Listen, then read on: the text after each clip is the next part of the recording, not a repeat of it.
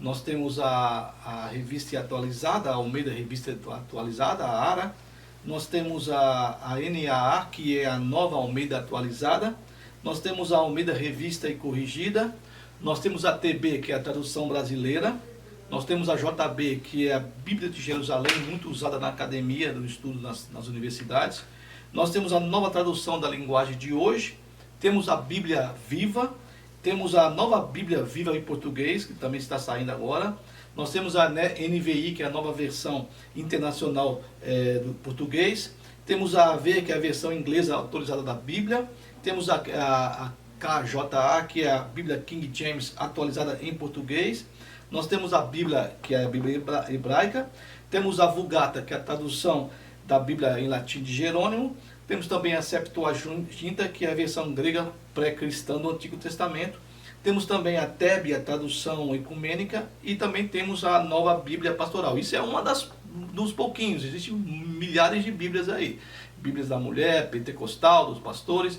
Até mesmo no celular você pode abaixar os aplicativos de Bíblia e vai ter Bíblia até em polonês, em russo, em armênio, em língua que você quiser. Essa tradução ecumênica, a TEB, a brasileira, ela é interessante porque ela tem o sistema dela, é o mesmo sistema, o índice, né, dos livros, e vai seguir justamente a Bíblia hebraica. Essas outras Bíblias, nós seguimos o texto que nós colocamos como protestante católicos e tal. Mas até, para mim, é a única que está certa, no caso, de seguir o texto ali hebraico. Para você ter uma ideia, no texto hebraico, Daniel ele vai ser antepenúltimo capítulo da Bíblia hebraica. E a TEB segue esse sistema. Para nós, o Daniel está ali entre os profetas maiores. Você vai ter, no caso, Isaías, Jeremias, Lamentações, Ezequiel e Daniel. Não, lá na TEB e também na Bíblia hebraica, que para mim é o certo, Daniel está lá na frente, porque ele está lá na Babilônia, ela 500 anos antes de Jesus, 400 anos antes de Jesus, né? Então nós temos também algumas versões da Bíblia, principalmente as católicas, que elas incluem os apócrifos, né? Esse termo apócrifo, o que significa? Que significa que ele oculto, falso, não é aceito pelos protestantes. A Bíblia protestante não inclui alguns livros apócrifos que a Bíblia católica inclui, tá certo? Bom, e também eles não são aprovados para ensino público pelos protestantes. Eu acho interessante porque dentro desse um dos livros que estão na Bíblia católica e não está na Bíblia protestante, nós temos 1 e 2 Macabeus, que para mim é muito importante como história. Ela vai fazer, esse livro faz a ligação e nos mostra alguns acontecimentos que nós chamamos do período interbíblico, que nós temos quando termina Malaquias e inicia-se Mateus logo direto. Na nossa Bíblia você vira a página, mas essa página que você vira, ela tem 400 anos. E o grupo os livros de 1 e 2 Macabeus, e tem também 3 e 4, alguns usam 3 e 4 também, nos explica mais ou menos o que aconteceu nesse período em que Israel retorna da Babilônia. Alguns retornam, outros quiseram ficar lá e ficaram, e nós vamos ter o período também depois grego e o período romano, e isso não é explicado para nós. Você vira a página, é 400 anos que está ali, tá certo? Então o cânon, o que é o cânon? O cânon vem do grego canon, que é a regra, a medição, né? Que é a lista ou é a série que nós, os protestantes, temos. O nosso cânon é esse que nós temos no protestante. Os católicos têm o seu cânon também, onde está incluídos os livros apócrifos, os livros que nós achamos que são ocultos, que não são aprovados para ensino público. Isso é uma questão de catolicismo e protestantismo, e aí vai embora, né? Eu acho interessante a gente pudesse ler todos os livros e pudesse saber distinguir aquilo que realmente é importante para nós, que Deus nos deixou. Então, interessante que para ajudar a nossa leitura bíblica, né, nós temos nos livros da Bíblia, eles estão divididos em capítulos, né? Capítulos e versículos. Isso não existia. Isso veio uma parte no século XIII e outra parte no século XVI, que foram fazendo as divisões de capítulo e versículos. Geralmente a Bíblia hebraica, ela se escreve da direita para a esquerda, nós já sabemos disso, e é direto, o texto é direto, não tinha separações. E é feita essa separação, essa divisão, para que nós possamos ter uma base do que está sendo escrito. Então nós vamos nos referir, quando nós abrimos o texto bíblico, nós dizemos o nome do livro, vamos pôr Êxodo, nós dizemos o capítulo do livro, Êxodo 3, e o versículo 6, vamos supor, né? Tudo isso para chamada referência bíblica para nós. Então, no começo da Bíblia, existe o índice, você deve procurar então memorizar os livros, pelo menos os livros, um por semana, quem sabe, né? Para você não ficar atrás demorando para poder abrir quando se fala. Nós temos algumas referências de estudo. Essa aqui é a minha Bíblia que eu uso para estudar e para ensinar. E nós temos aqui algumas referências, que vai fazer referência cruzada do texto, e onde você pode encontrar um texto parecido em outro livro. E aqui embaixo nós temos comentários. Comentários que eu quero afirmar e reafirmar para você, reafirmar, que esses comentários, eles não pertencem à Bíblia. Eles são feitos pela pessoa que escreveu a Bíblia, o texto você pode você mesmo fazer a sua Bíblia e também você fazer o seu comentário, a sua anotação daquilo, dando informações sobre o tempo, como é que era naquela época, onde está esse versículo, o que foi feito, o que significa tal palavra. Então isso é apenas para ajudar, são referências encontradas para conduzir você a um versículo relacionado àquilo lá, ou também um comentário para te dar mais conhecimento sobre o texto, né? Nós também temos em algumas Bíblias alguns quadros históricos, da onde nós temos, por exemplo, vamos supor que o texto sobre Abraão, ele está lá há 2000 anos antes de Cristo. Então começa ali o Gênesis, o relato do Gênesis, e vem falando para você no ano que está acontecendo, no século, o que está acontecendo ali na Palestina, vamos supor, o que está acontecendo lá na China, o que está acontecendo lá na Babilônia.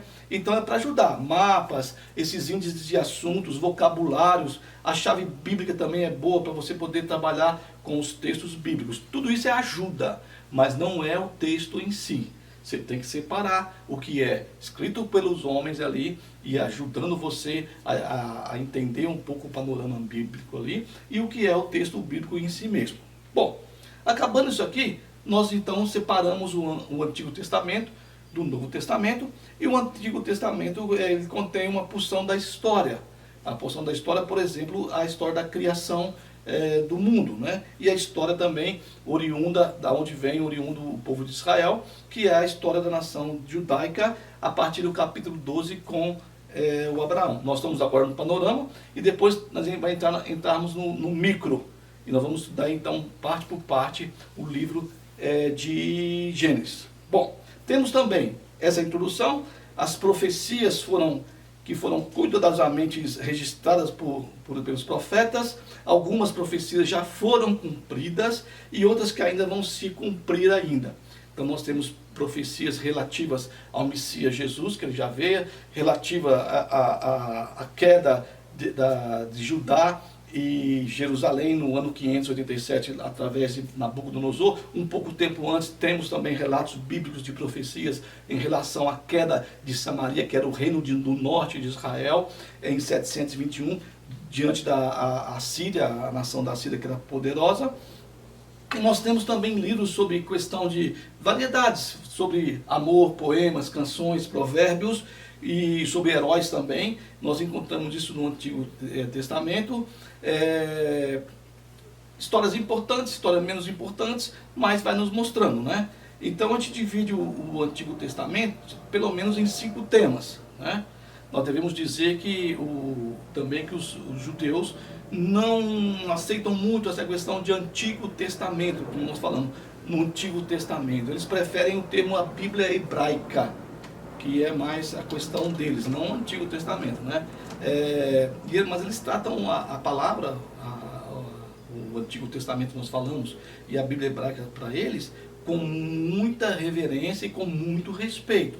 Eles chamam essa parte que nós chamamos do Antigo Testamento de Tanakh, né? O Tanakh é um acrônimo formado a partir das letras iniciais das palavras que vão designar cada uma das três partes, dividem em três partes da Bíblia hebraica.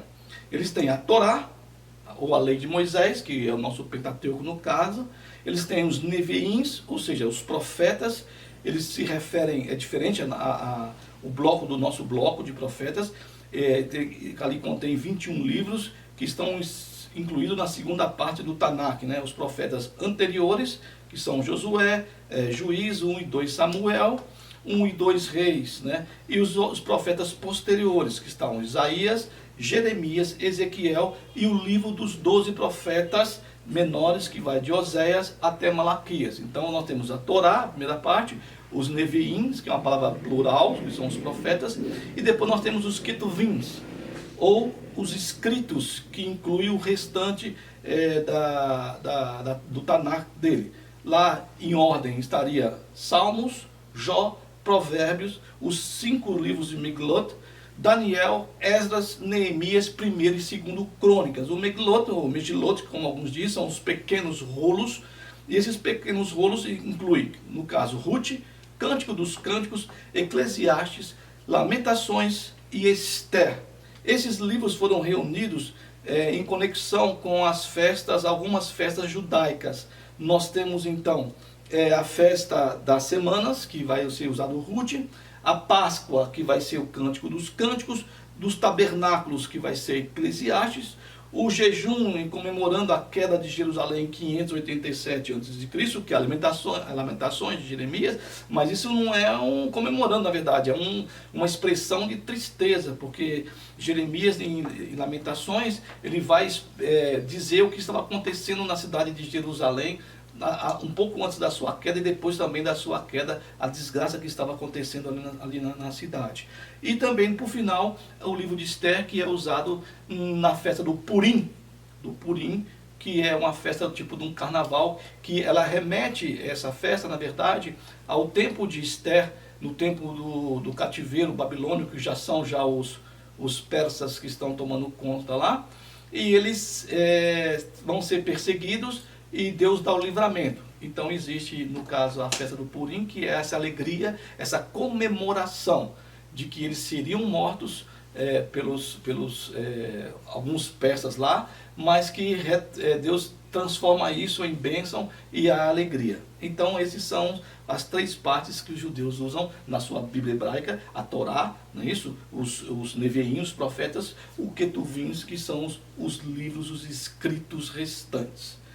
Bom, então nós temos 39 livros do Antigo Testamento que estão agrupados da seguinte forma: a lei, que é os 5 livros, os poéticos são 5 livros, os profetas menores, que são 12 livros, eles estão junto na Bíblia hebraica com os profetas maiores, os históricos, que são 12 livros, e os profetas maiores, que são 5 livros. Esse é o nosso cânon, né?